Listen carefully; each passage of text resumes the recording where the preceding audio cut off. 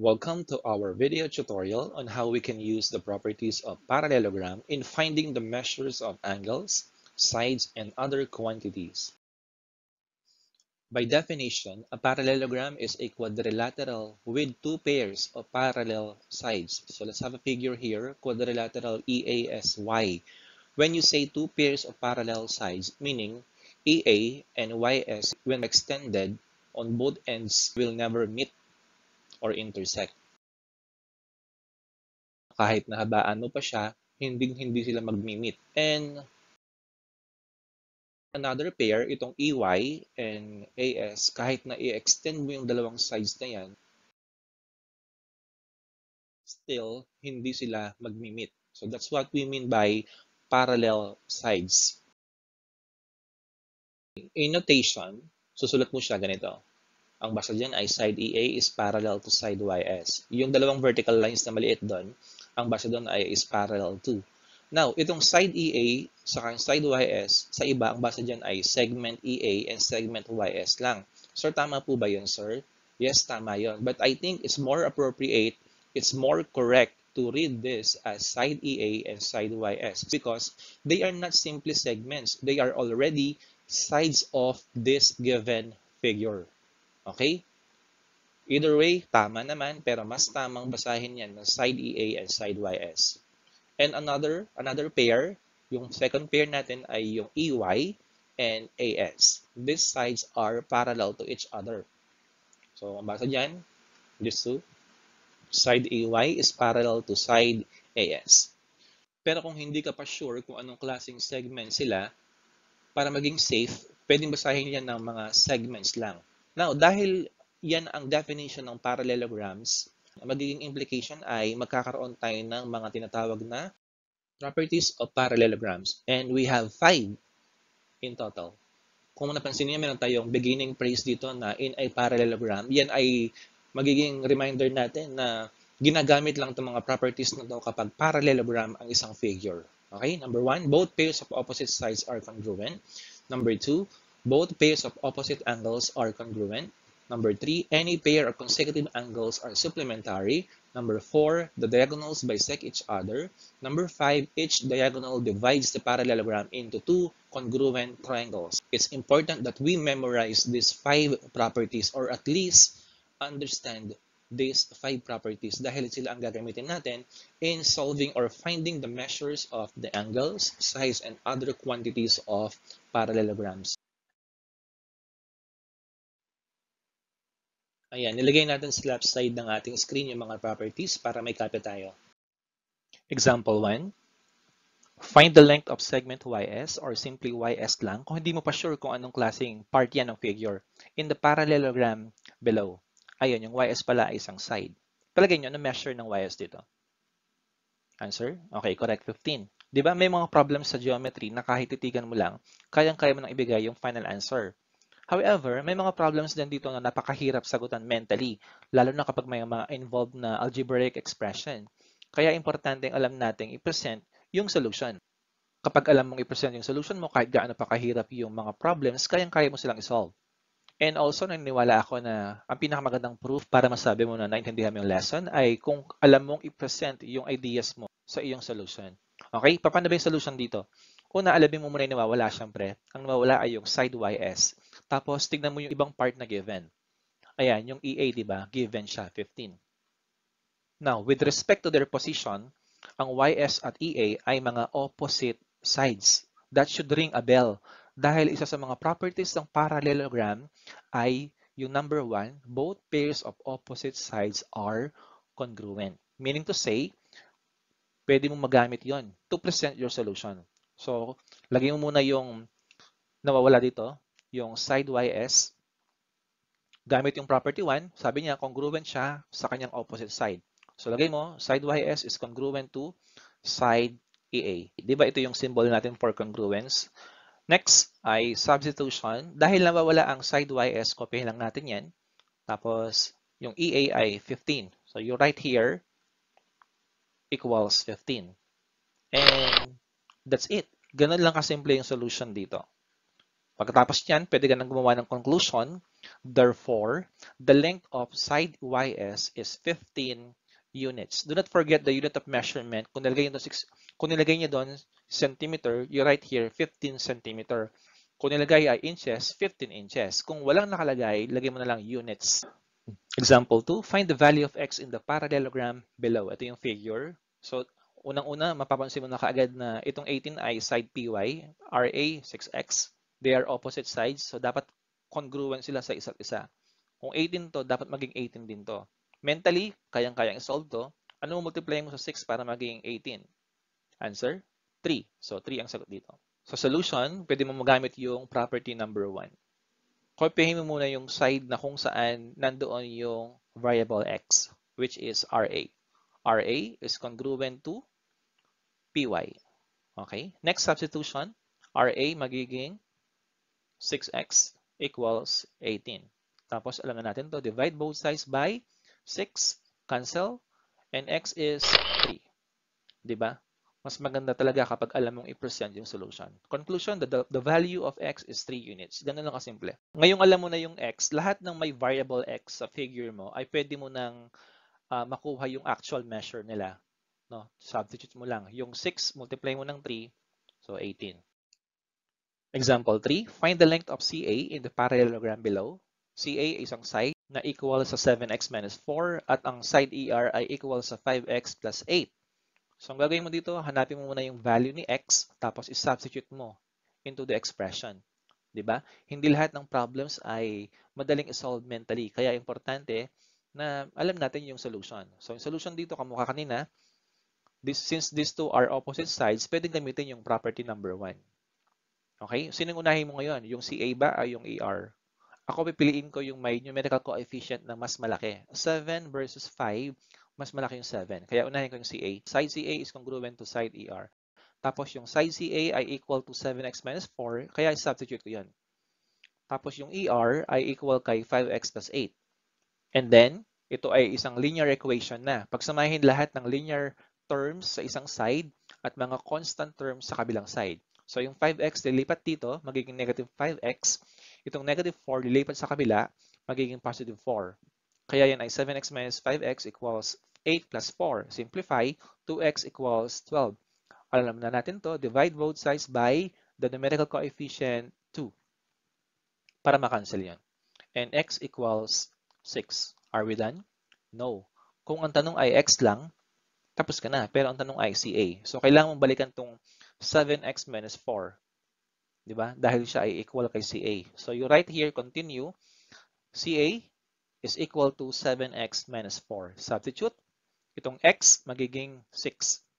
Yun ay magiging 7 times 6 minus 4. Simplify. That gives us 38. Yun na yung ating final answer. Conclusion, the length of side CA is 38 units. Okay, so 38 to. Check natin yung kabilang side.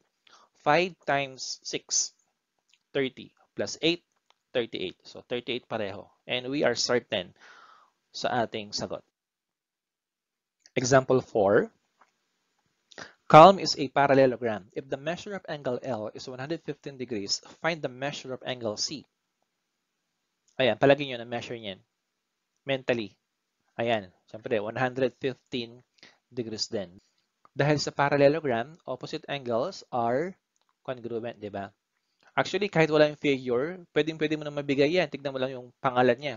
Yung C, tapos alternate ha. C, tapos yung L. Congruent yung dalawang yan.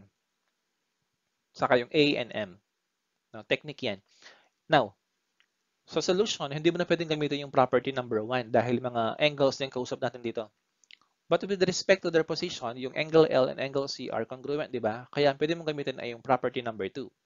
Na ang sabi ay both pairs of opposite angles are congruent. So, unahin mong sulat yung the measure of angle C is equal to the measure of angle L. Equal sign ang ginamit ko dahil may M sila sa harapan.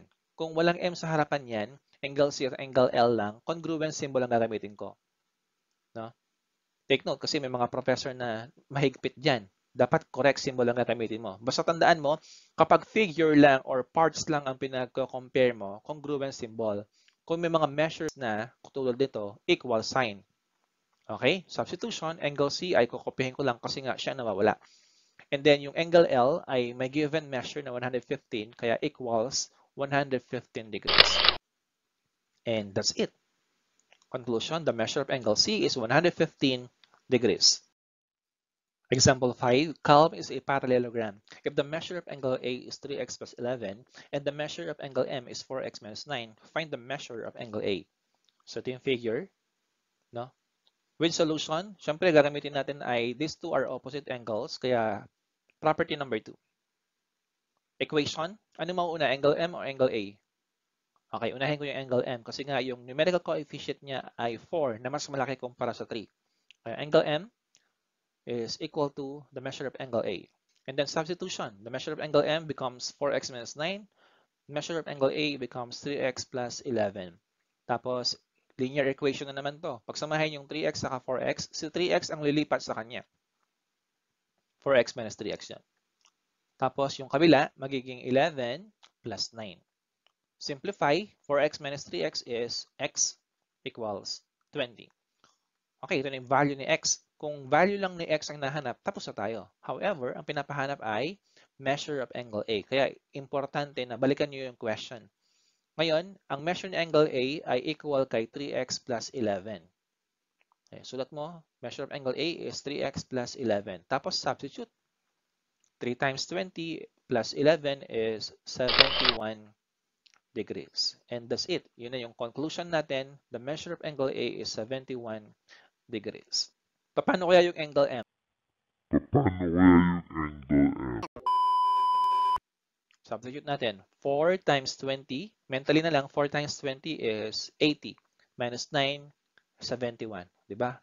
Congruent talaga sila. So, 71 degrees. Example 6. Set is a parallelogram. If the measure of angle A is 100 degrees, find the measure of angle T. Angle A tapos angle T ito. No?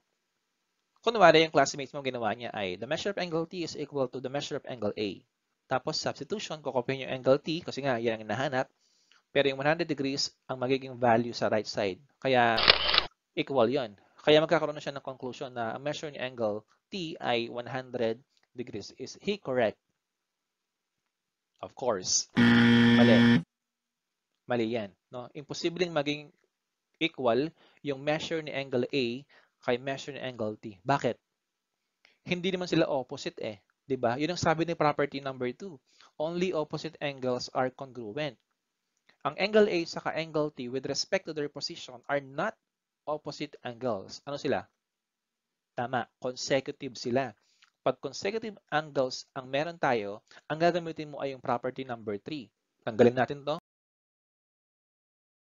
Consecutive angles are supplementary. Pag sinabing supplementary, these are two angles na kapag pinag-add mo, 180 ang labas. So, gawin natin sa solution natin, the measure of angle T plus the measure of angle A is 180 degrees. Okay?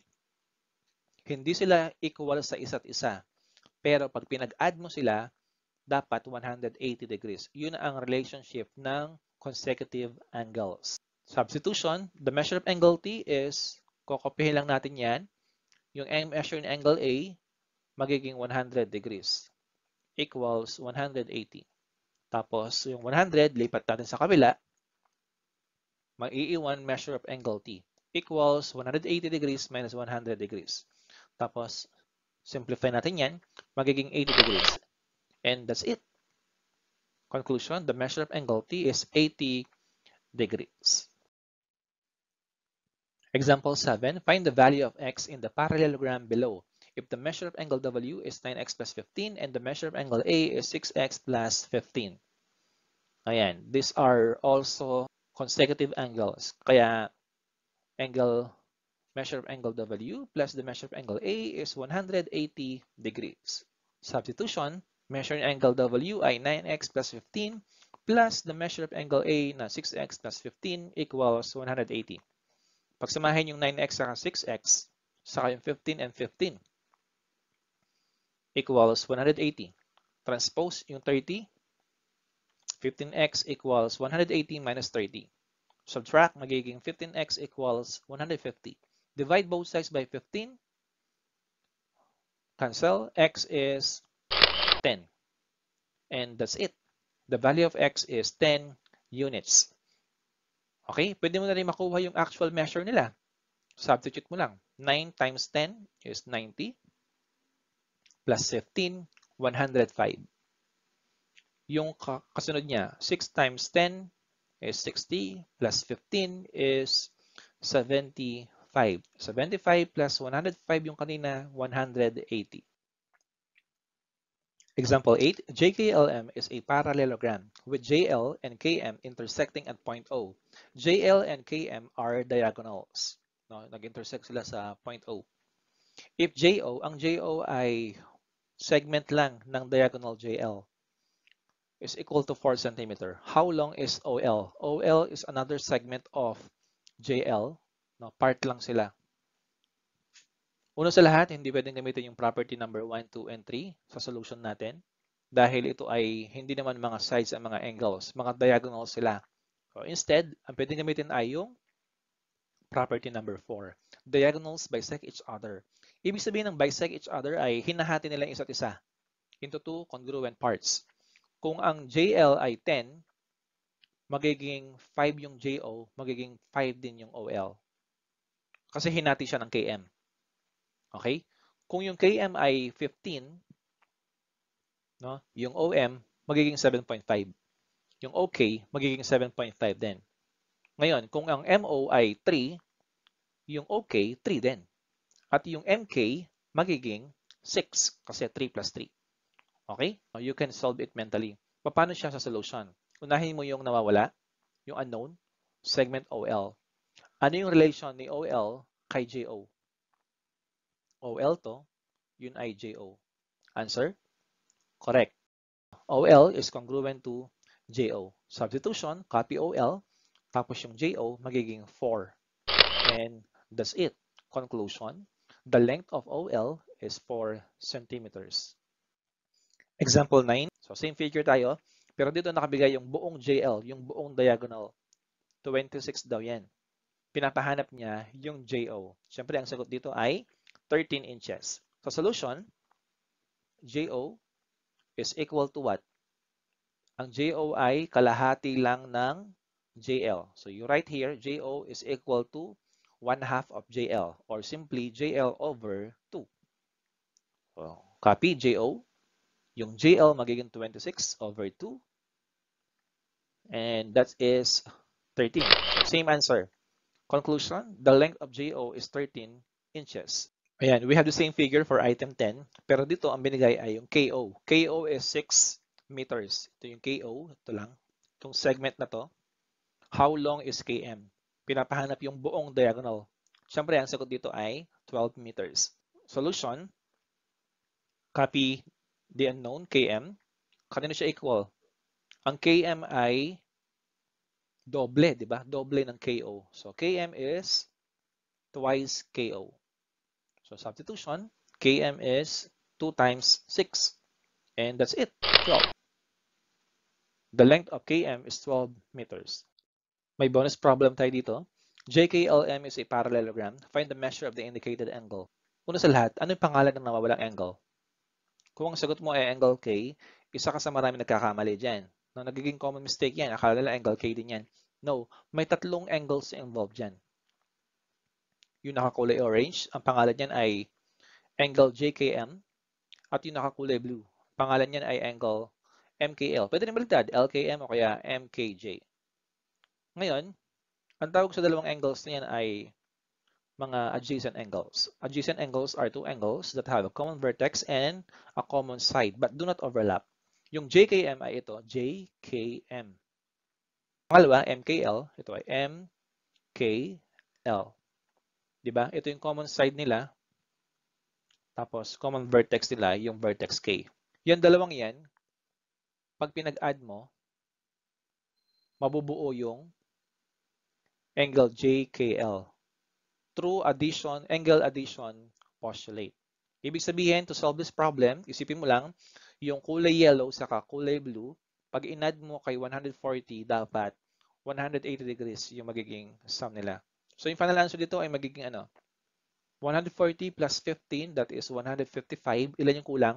25 degrees. So solution, sulat mo, angle MKL yung nawawala, plus angle JKM plus angle MJK. No, yung tatlong yan, ang sum nila dapat ay 180 degrees. So substitution, MKL pa rin yun, plus 15 plus 140 equals 180. Tapos, final answer, angle MKL is 25 degrees.